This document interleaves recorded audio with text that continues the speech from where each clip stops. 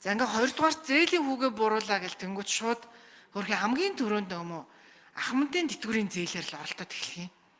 Тэр чин танаа гарсан хэдэн их найдын зээл дотор шууд 20-30 их найдаар яригдж байгаа зээлүүд дотор зээлийн хүүгийн тэтгэврийн зээлийн одоо хэмжээ үлдэгдэл бол өчүүхэн жоохон мөнгө байл шүү дээ. Та бүгдийн мэдээлэлс 1.1 хэдэн хувь билүү их найд билүү тийм мөнгө ярьж исэн.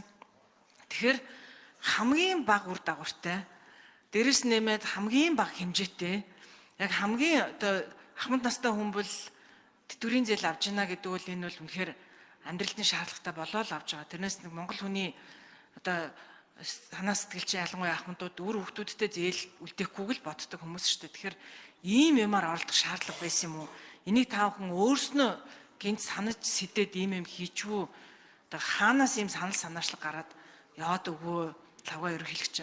За одоо энэ ямар ч байсан засагдах юм шиг байна. Гэтэ нийгмээр юу гэж бухимдаад байна нөхөр зүгээр байсан юмыг муудахж хайчаад одоо буцаад нэг байранд нь оруулсныгаа нэг их юм хийсэн юм шиг битээ пиардаад гэж шүүмжлээд ах шиг байлаа. Тэгэхээр энэ хэдэн асуултанд